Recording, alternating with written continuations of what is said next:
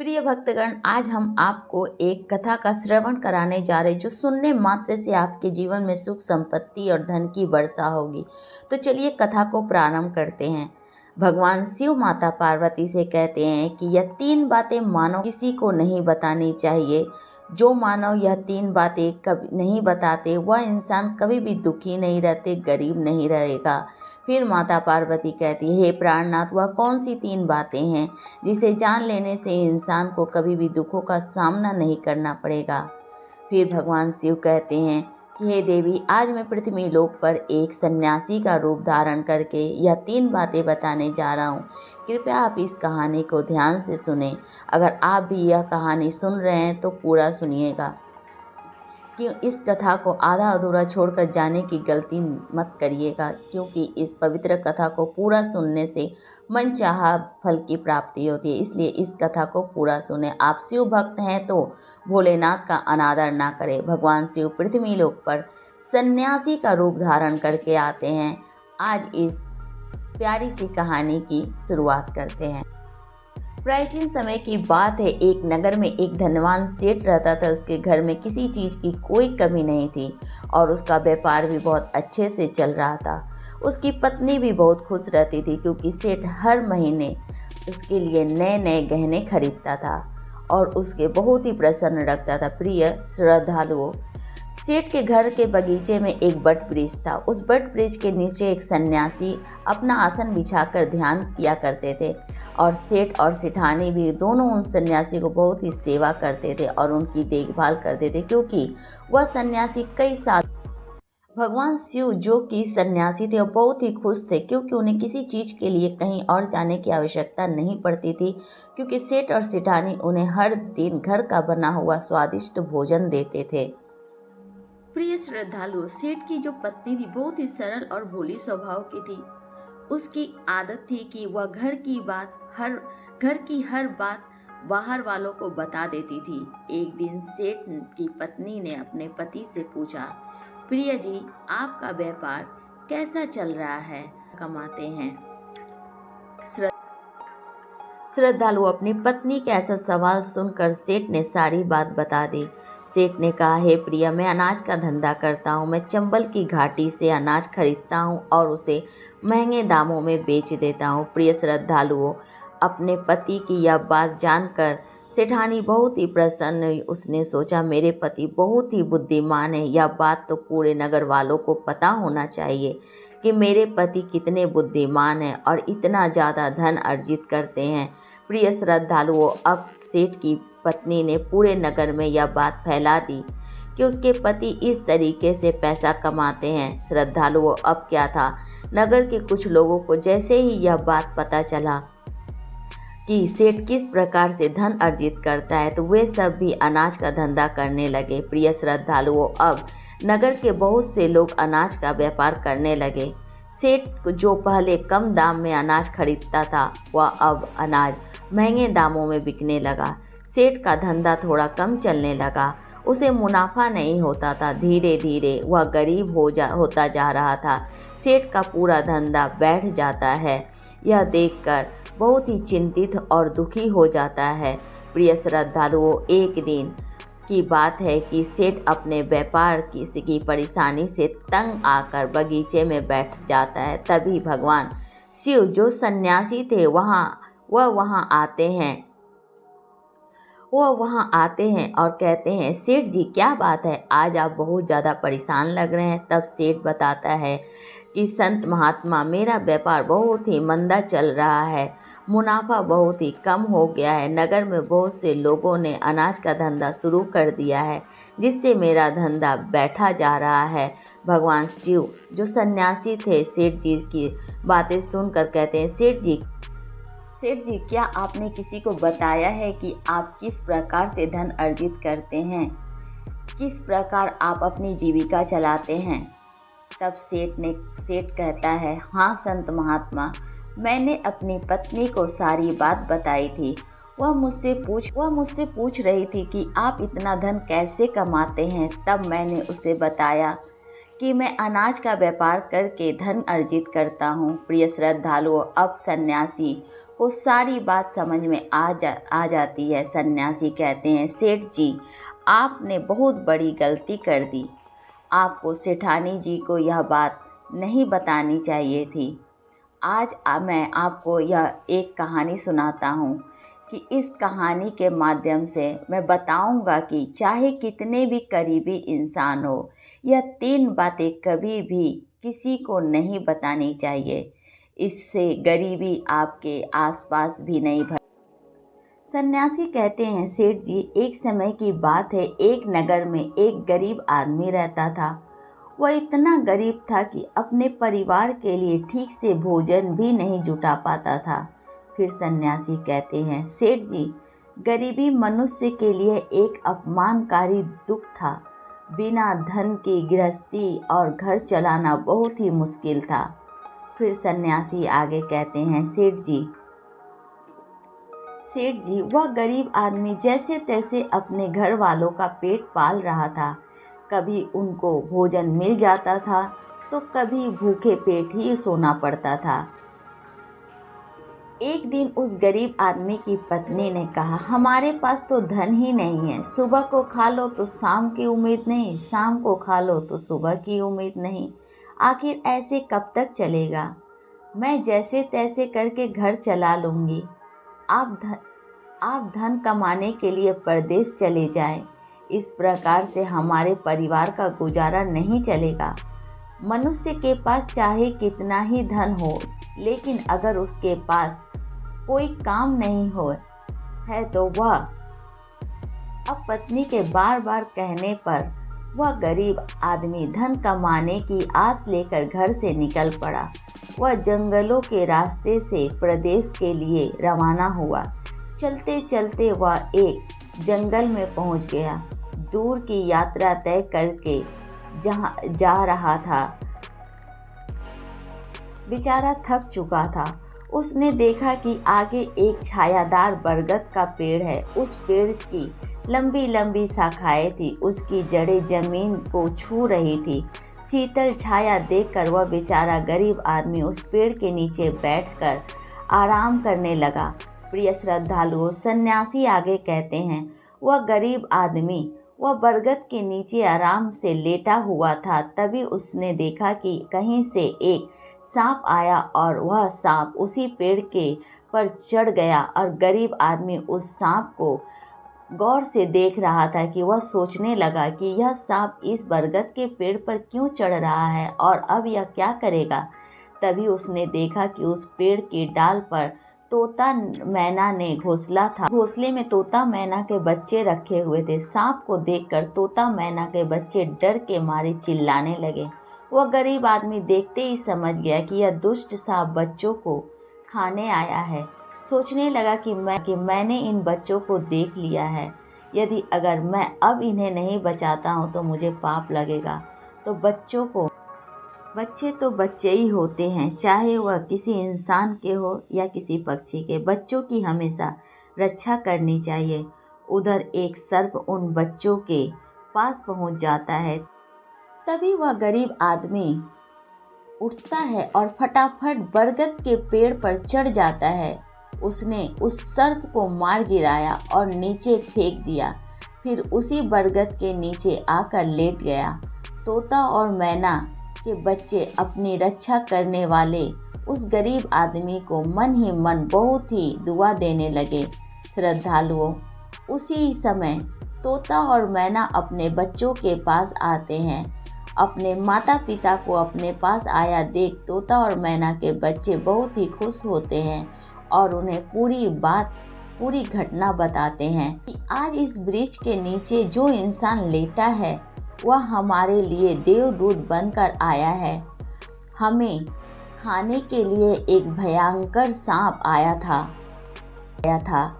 इसी इंसान ने उसे भयानक सर्प को मारकर हमारे प्राणों की रक्षा की है। हम इनके ऋणी हो गए। अगर यह इंसान सर्प को नहीं मारता तो आज हम घोंसले में जीवित नहीं होते। इनका हम पे बड़ा एहसान हो गया है। अपने बच्चों के मुख से उस मुसाफिर की प्रशंसा सुनकर तोता और मैना बहुत ही खुश होते हैं। तोता और मैना उस गरीब आदमी के पास पहुंच जाते हैं और कहता है कि हे मनुष्य, तुमने आज हमारे बच्चों की जान बचाकर हमें अपना रेड़ी बना लिया है। आप कौन हो और कहाँ जा रहे हो? तोता और मैना के पूछने पर वह गरीब आदमी कहता है, हे पक्षियों, मैं एक गरीब आदमी हूँ और धन कमाने के लिए परदेश जा रहा था। सफ़र का थका हारा था तो मैं ये बरगद की छाया में बैठकर आराम करने लगा था। तब मैंने देखा कि एक दुष्ट सर्प तुम्हारे बच्चों को खाने के लिए तुम्हारे घोंसले की ओर जा रहा है। मैंने उसे मार डाला। फिर तोता और मैना कहते हैं कि भाई, तुमने हम पर बहुत बड़ा उपकार किया है। संसार में सबसे बड़ी खुशी होती है बच्चों की खुशी। बच्चों से बढ़कर कोई खुशी नहीं होती है। आप भी तो धन कमाने के लिए अपने बच्चों के लिए ही जा रहे हो।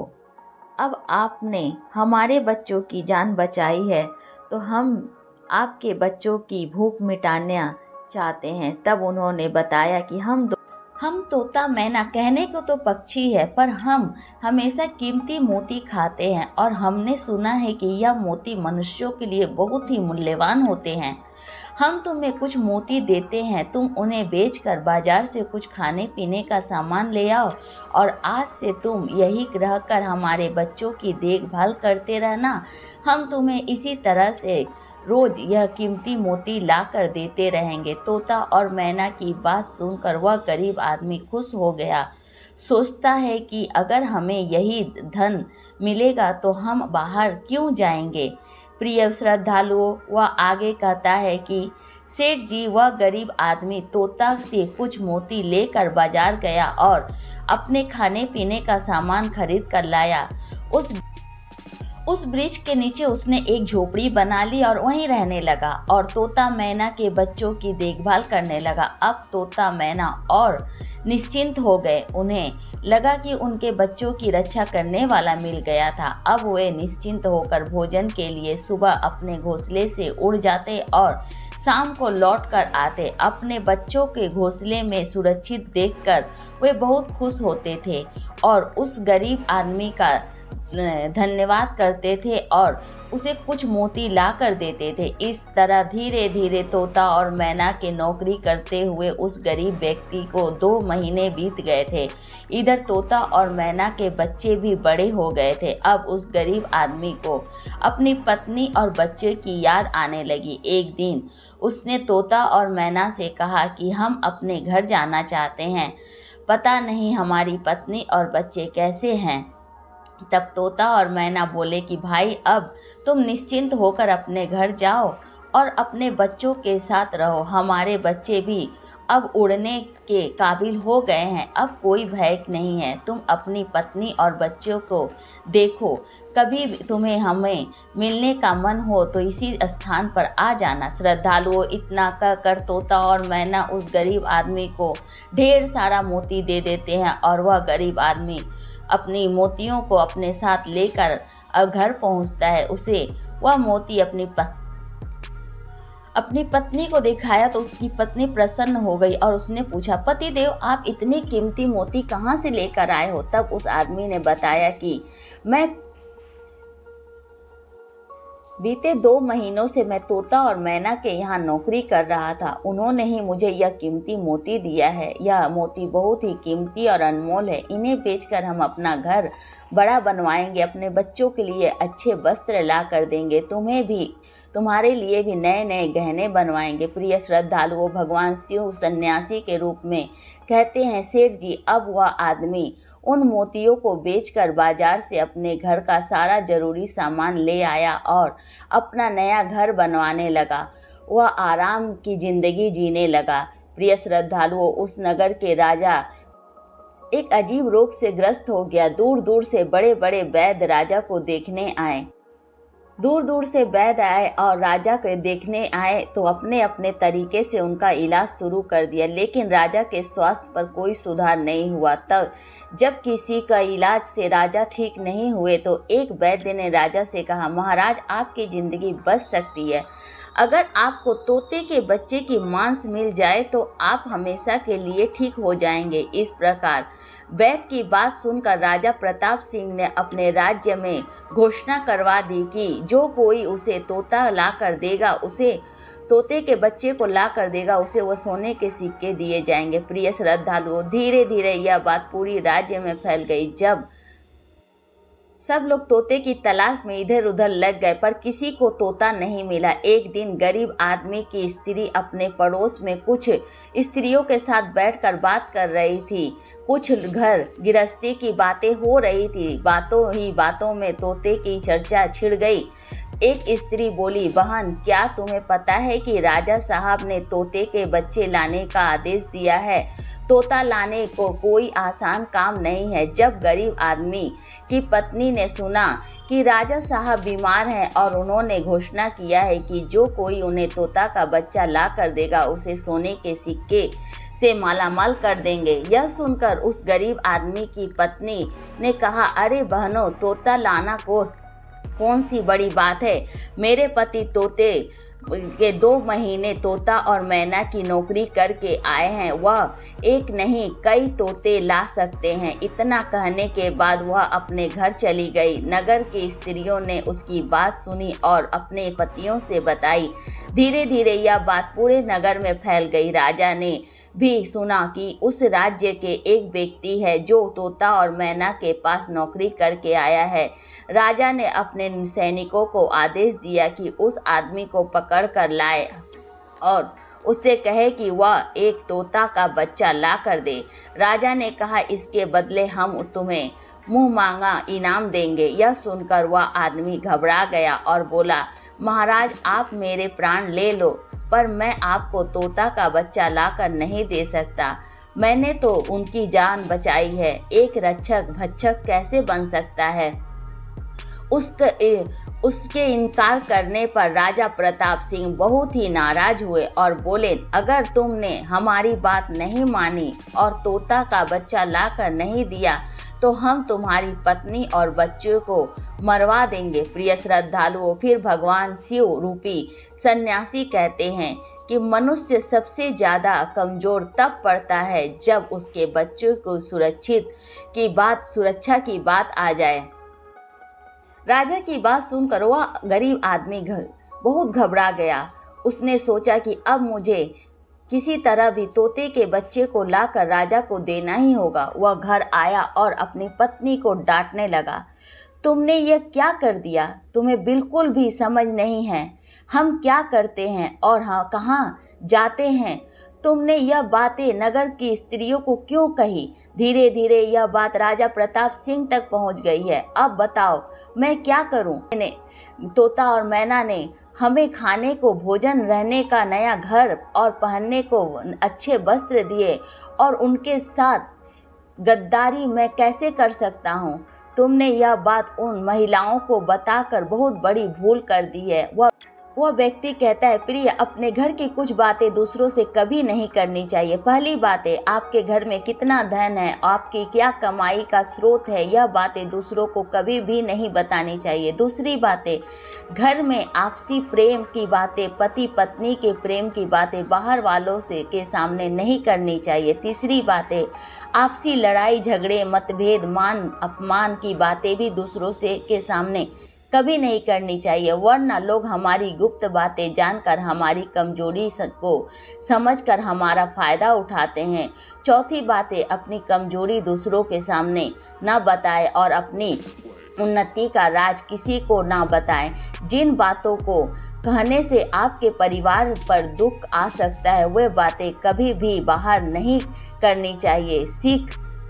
खासकर उन बातों को स्त्रियों से ना कहे जिससे घर की मान प्रतिष्ठा नष्ट होती हो, परिवार में संकट आता हो, किसी की जान जाती हो, परिवार में फूट पड़ती हो, आपके रिश्ते खराब होते हो। क्योंकि कहने की बात है, इस तरह की बातें पचती नहीं हैं। अब अवाद गरीब आदमी कहता है, प्रिय तुम्हारी एक गलती हमारे परिवार के मौत के मुंह डाल रही है। यदि तुम्हें इस बात को छुपा लिया होता तो आज हम निर्भय होकर अपने घर में आनंद की जिंदगी जी रहे होते।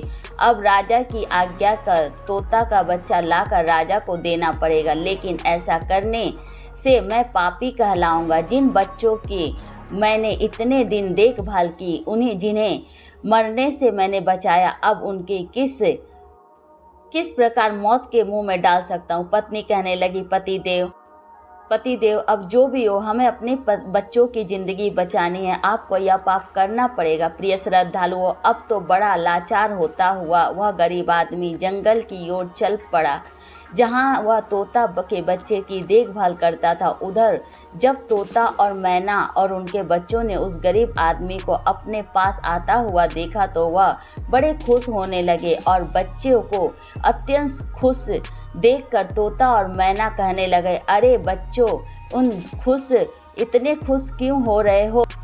उसका राजा बीमार है और उस राजा को किसी वैद्य ने बताया है कि उसे तोते की बच्चे की मांस खाने से वह ठीक हो सकता है। इसीलिए वह आदमी आया है तुम में से किसी एक को ले जाने के लिए।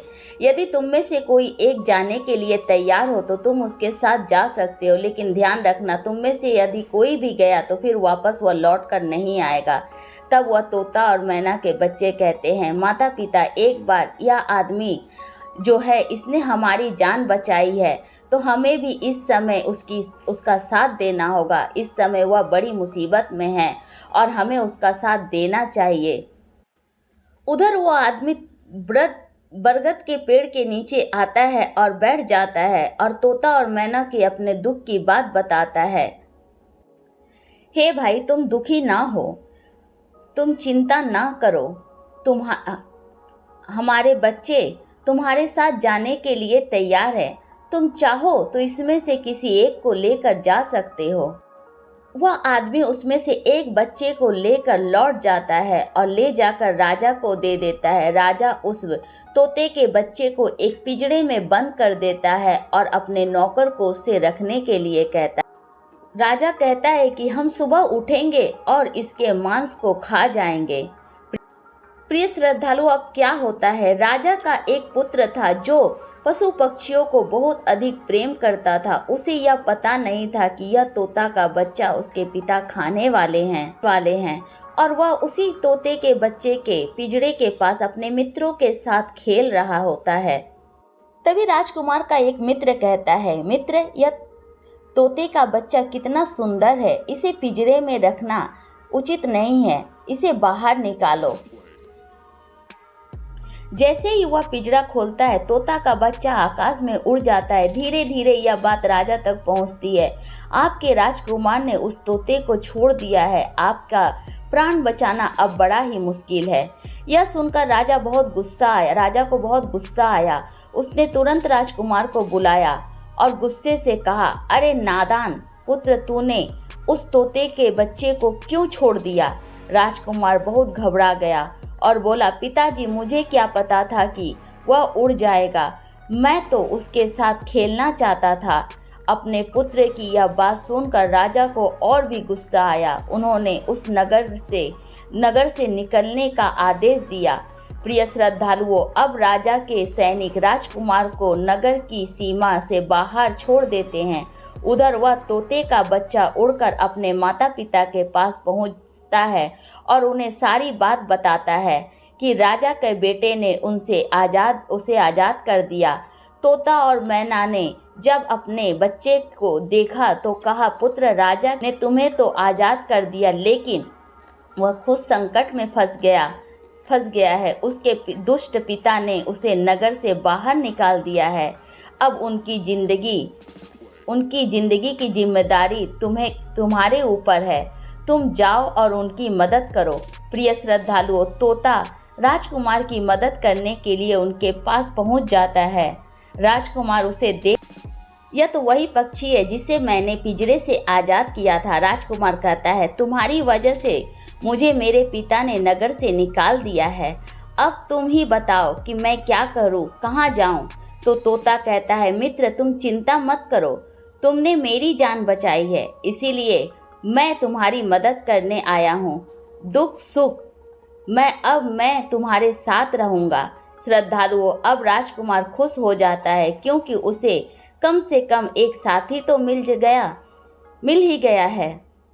अब तोता और राजकुमार दोनों एक दूसरे के साथ नगर में घूमने लगते हैं। चलते चलते हुए दोनों एक सुंदर बगीचे में पहुंच जाते हैं। उसी बगीचे में वहां राजा की पुत्री भी अपनी सहेलियों के साथ घूमने आया करती थी। उस राज्य का राजा की कन्या का नाम रूपमती था। वह राजकुमारी रूपमती बहुत ही सुंदर और उसकी खूबसूरती की चर्चा पूरे नगर में होती थी। राजकुमार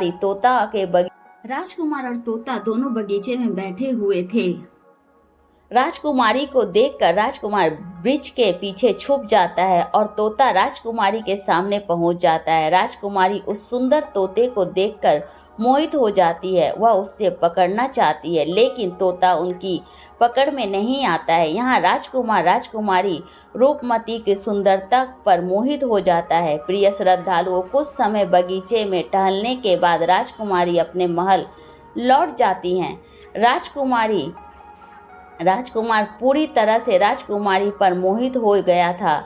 अब तो उसे एक पल भी अच्छा नहीं लग रहा था। तब तोता कहता है, मित्र तुम चिंता मत करो, मैं तुम्हें तुम्हारे प्रेम से अवश्य मिलाऊंगा और मैं तुम्हें राजकुमारी से मिलवाऊंगा और तुम्हारा विवाह भी उनके साथ करवाऊंगा। तब राजकुमार कहता है, मित्र मुझे किसी प्रकार से राजकुमारी से मिलवा दो। ये कहाँ रहती है, कहाँ की है, मुझे यह सब का पता लगा कर बताओ। मित्र तुम मुझ पर भरोसा रखो, मैं पता लगा कर आता हूँ कि राजकुमारी कहाँ रहती है और तुम उनसे कैसे मिल सकते हो। प्रिय श्रद्धालुओं, अब तोता राजकुमारी रूपमती के पास जाता है। राजकुमारी महल में चारों तरफ सैनिक तैनात थे, लेकिन तोता उड़ता हुआ ऊपर से जाता है और जाकर राजकुमारी के कक्ष में बैठ जाता है।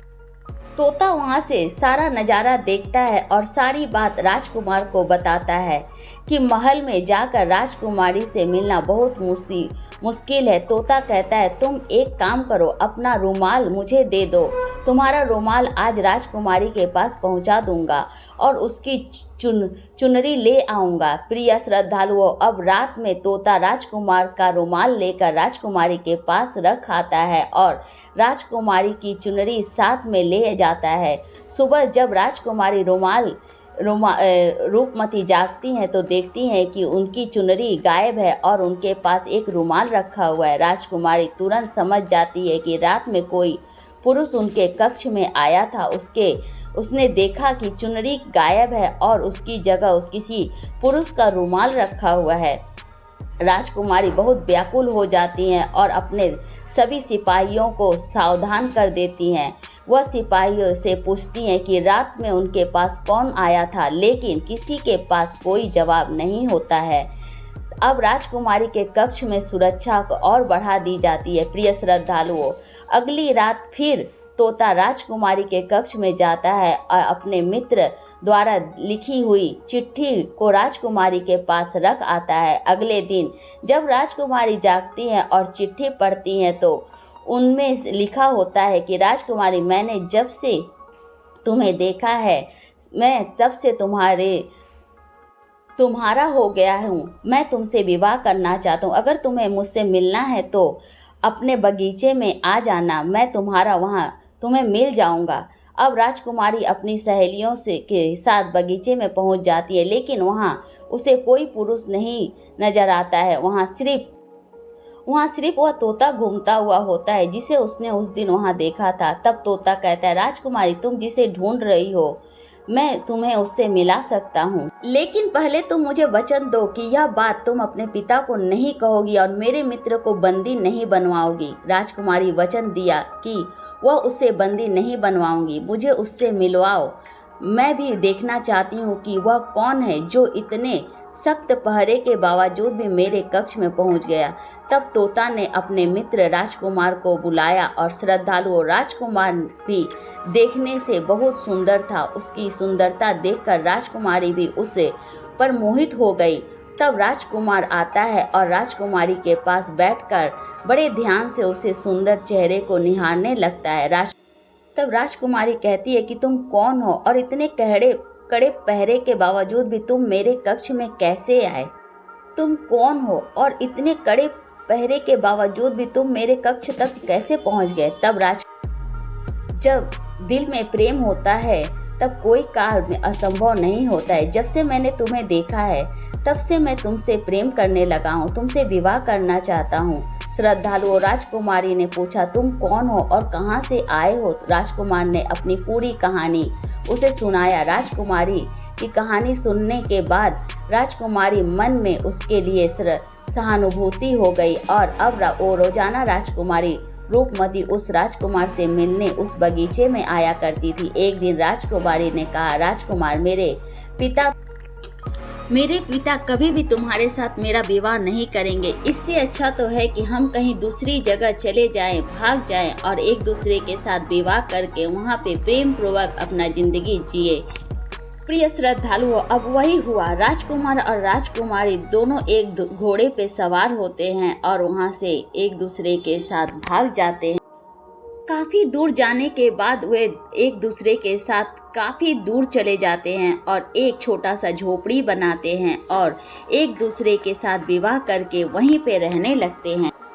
उन दोनों को रहते रहते काफी समय बीत जाता है और वो तोता भी उनके साथ रहता है। प्रिय श्रद्धालुओं, फिर भगवान शिव, सन्यासी रूपी भगवान शिव कहते हैं कि किसी तरीके से उनके झोपड़ी में आग लग जाती है। उस आग को बुझाते बुझाते तोता का एक पंख जल जाता है। तब तोता कहता है, देखो मित्र, अब आप अपने घर चले जाइए। अब आपके पिता का गुस्सा शांत हो चुका होगा। अब आपके पिता आपको कुछ नहीं कहेंगे। जब वह आपको अपनी बहू के साथ देखेंगे तो वह आपका माफ़ कर देंगे। मेरा तो एक पंख जल गया है, मैं अब उड़ नहीं सकता, इसीलिए मैं कुछ दिन तक यहीं रहकर अपने पंख होने का इंतज़ार करता हूँ।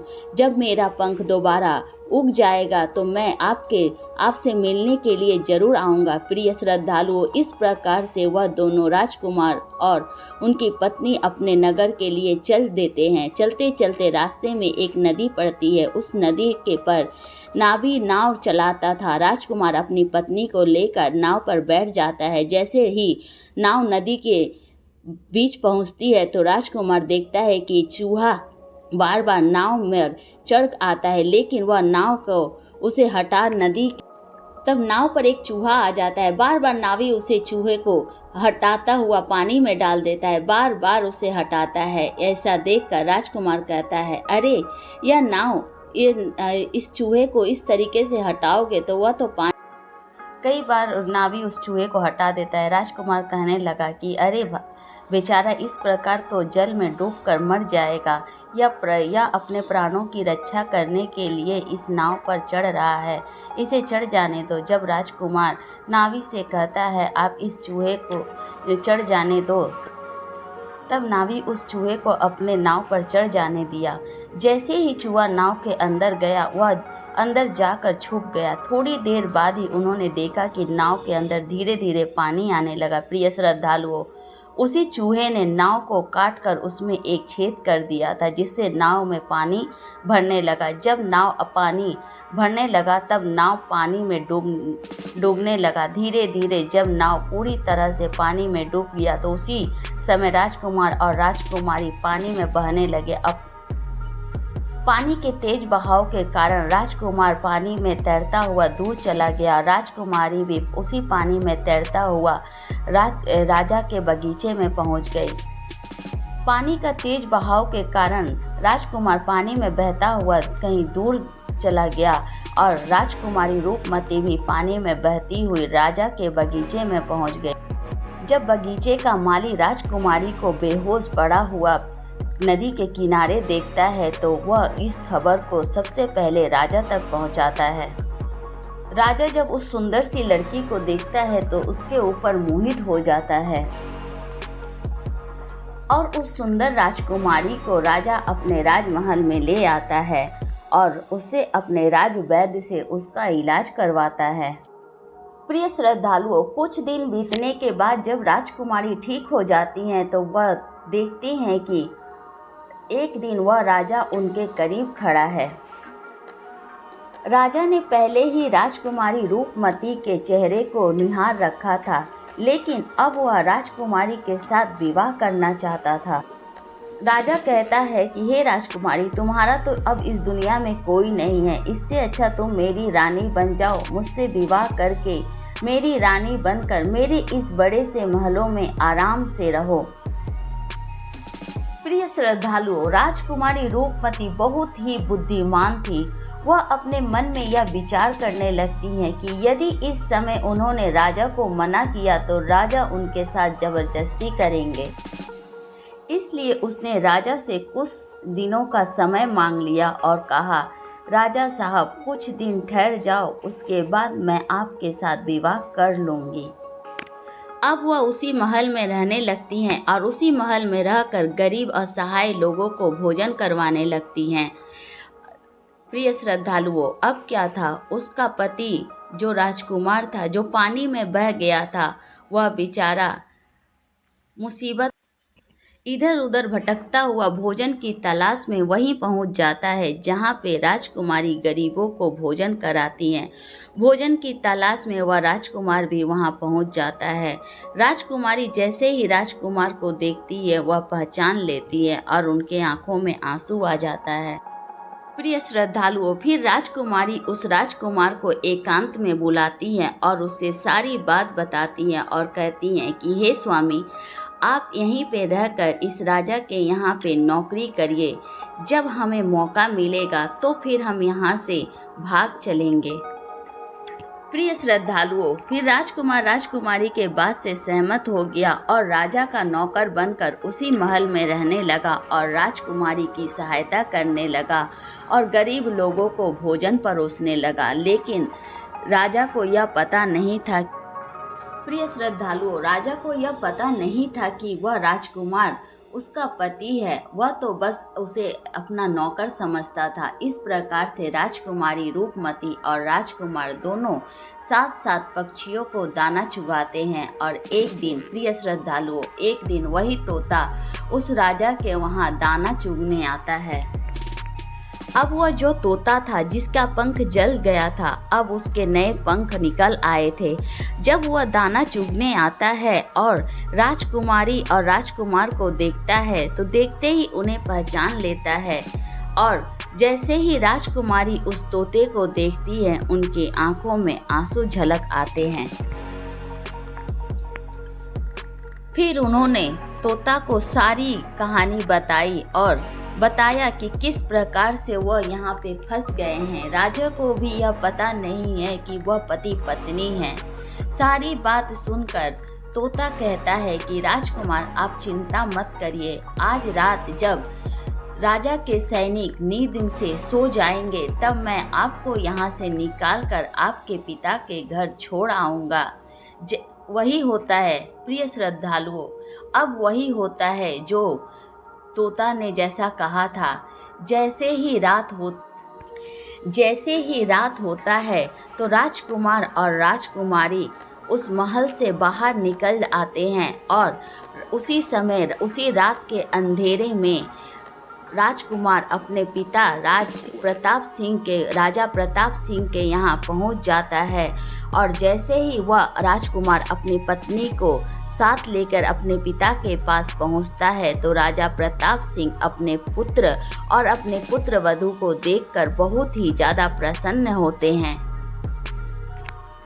राजा प्रताप सिंह को अपने गलतियों पर बहुत पछतावा होता है और वे अपने पुत्र से बार बार क्षमा मांगते हैं और कहते हैं, पुत्र मुझे क्षमा कर दो, उस दिन मुझे अपने स्वार्थ हेतु तुम्हें राज्य से बाहर नहीं निकालना चाहिए था। तब वह राजकुमार कहता है, पिताजी, आपने मुझे निकाल दिया था नगर से, लेकिन उसी तोते ने मेरी रक्षा की है, जिसे मैंने बचाया था। उसने ही आज मुझे शत्रुओं से भी बचाया है और मैं आपके समक्ष जीवित खड़ा हूँ। तब राजा को बहुत ही ज़्यादा प्रशंसा होती है और राजा बहुत ही ज़्यादा खुश होता है। राजा उसी समय अपने पूरे नगर में यह ऐलान करवा देता है कि आज से कोई भी पशु पक्षी को नहीं मारा जाएगा। यदि किसी ने भी ऐसा किया तो उसे कड़ी से कड़ी दंड दिया जाएगा। इस प्रकार से राजा यह भी आदेश देता है कि आज से पशु पक्षियों को दाना देंगे।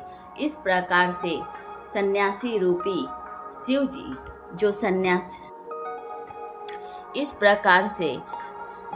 जो सन्यासी थे, प्रिय श्रद्धालुओं, वो सेठ जी को बताते हैं कि सेठ जी, आपने देखा इस कहानी में एक छोटी सी गलती के कारण कितना कुछ अनर्थ हो गया। इसीलिए कभी भी कोई ऐसी बात हो जिससे कि हमारे घर पे संकट आए, वह बात कभी भी किसी को नहीं बतानी चाहिए। जिस प्रकार आपने अपनी पत्नी को अपने व्यापार के बारे में बताया और आपकी पत्नी ने यह बात सारे नगर को इस प्रकार आपके जीवन पे संकट आ गए, आपका व्यापार ठप हो गया। तब सेठ सारी बातें समझ जाता है और वह अपनी पत्नी को समझाता है कि घर की हर एक बात कभी भी किसी को नहीं बतानी चाहिए कि हम क्या कमाते हैं, क्या खाते हैं, हमारे बीच प्रेम कैसा है, हमारे घर का मतभेद, हमारे घर पे जो भी हमारी कमजोरियां हैं वह बाहर वालों को नहीं बताना चाहिए, क्योंकि उसी का फ़ायदा उठाकर वे हम पे शासन करने लगते हैं, वे हमारा विरोध करने लगते हैं और वह हमें कमज़ोर समझने लगते हैं। इसीलिए दोस्तों, अपने घर की बात कभी किसी को नहीं बतानी चाहिए। आशा करती हूँ दोस्तों आपको आज की कहानी अच्छी लगी होगी। अगर आपको आज की कहानी अच्छी लगी है तो वीडियो को लाइक करें, शेयर करें और चैनल को सब्सक्राइब करके बेल आइकन को ज़रूर प्रेस कर ले मेरी इसी तरीके की सारी कहानियों को सुनने के लिए। धन्यवाद दोस्तों।